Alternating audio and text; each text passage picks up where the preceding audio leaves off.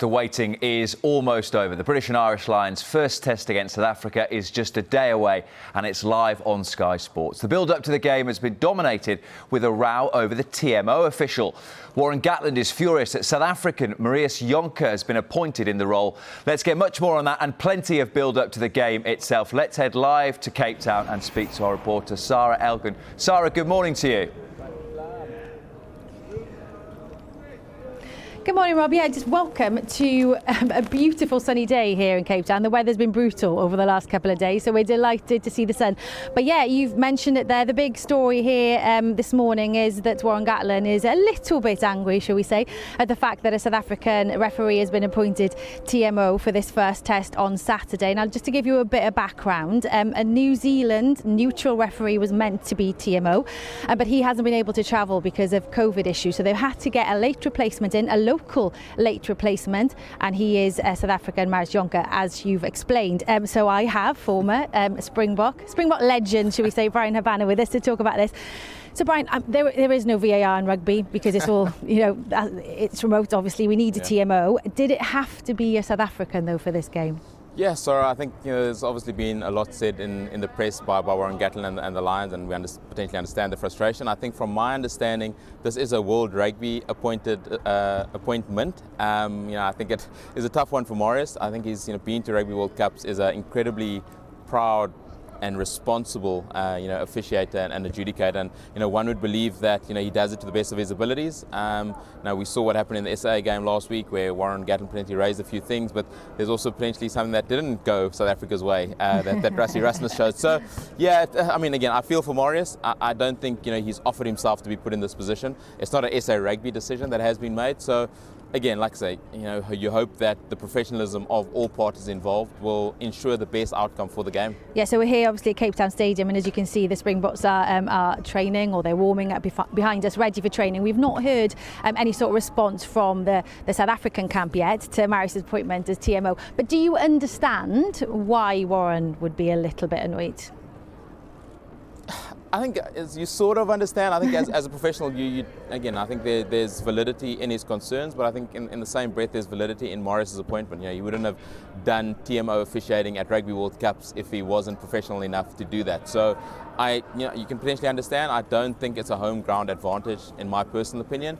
I've known Marius for a very long time. He's refed me on a number of occasions throughout my career at local level. I think last week was maybe the first time he's actually officiated in a TMO capacity for the Springboks, or the South African A side. So yeah, I think he's an incredibly professional ref, incredibly adept at his job, and I'm hoping for his part things get played out accordingly.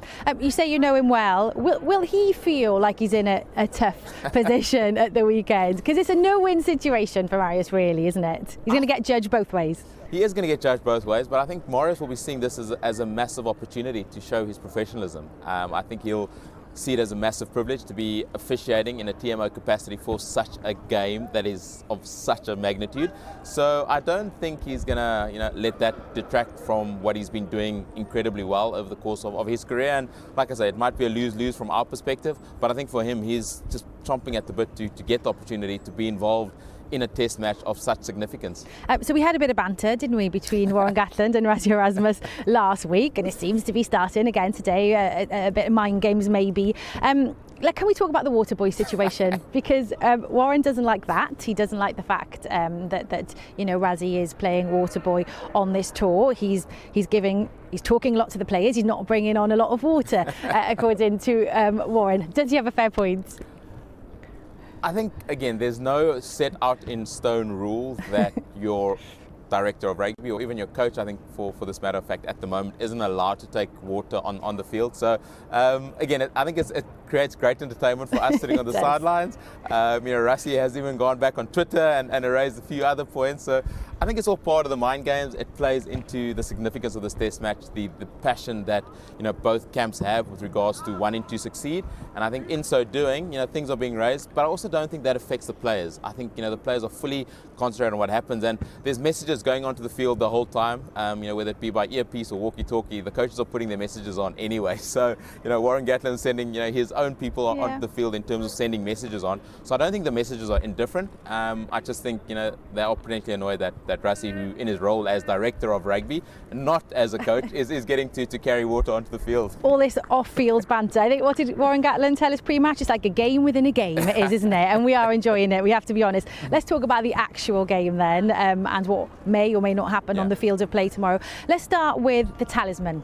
So you've got Sia Khaleesi for the Springboks, you've got Alan Wynne-Jones for the Lions. Now, neither of those were given to start. Sia Khaleesi, of course, he's been isolating, and Alan Wynne-Jones is recovering from a shoulder dislocation. What do they bring, Brian? Not just in terms of the way they play the game, but their leadership qualities. Sorry, you rightly alluded to it. They're talismanic in their own individual rights. You know, Sia, we know the prominence that he's rose to since becoming the captain of the Springboks. You know, he's been littered with some incredible achievements throughout the course of his career, but you know, none more so than lifting that Rugby World Cup up in 2019 and inspiring a new generation of people in South Africa. Alwyn and his remarkable recovery from injury, you know, just over, what is it now? 20 odd days ago now to come back and lead the Lions. 18 to be precise. It's really fitting for someone of his magnitude. You know, I say that he's vicariously living through all of us, and in so doing, I'm loving seeing. I think it's going to be a great battle. You know, Sia, we heard him come out singing, getting his team going, and hopefully, from a leadership perspective, they'll be delving in what is an absolutely brilliant spectacle tomorrow. Yeah, let's hope the weather stays like this as well. So many matchups tomorrow to get excited about. I am obviously going to ask you as a former winger about maybe the matchup between Duan van der Merwe and Cheslin Kolbe. You kind of think that maybe Duan's been chosen because of the size difference, maybe to Marshall Cheslin. Is that how you see it? I don't think so. I think Duan's been chosen purely on form. You know, he's been one of the standout outside backs for the Lions over the course of the last month. He's been for Scotland, for Edinburgh, and he's someone you sort of feel unlucky for Josh Adams, who scored, you know, the plethora of tries that he has. But each individually, you know, Cheslin, they've termed him the Messi of rugby, which I think he's shown us over the course of the last couple of weeks, Sarah. And I think it's going to be a fantastic matchup. You know, both camps will believe they have the upper hand. But I think as a winger, I absolutely cannot wait for that one. Yeah, I love your smile on your face when you talk about wingers. It's great. And finally, we've heard news this week that all 3 tests now are going to be played out here in Cape Town. We were meant to go to Johannesburg for the next 2. That's not going to be the case. South Africa, do they lose the advantage there? Because we're now playing the last 2 tests at sea level. They were meant to be played at high altitude. How do you see that? Is it advantage Lions now? No, I don't think. You know, both teams have actually been up in Johannesburg for periods of time.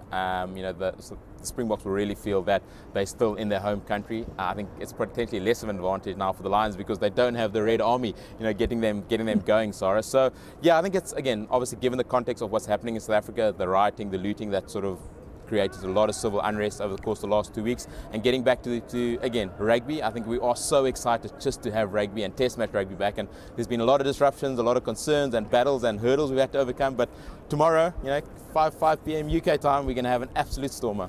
100%, yes. 5 p.m. UK time for kickoff. Coverage starts 3 o'clock tomorrow on Sky Sports The Lions. You do not want to miss this. Brian, Sarah, thank you very much indeed.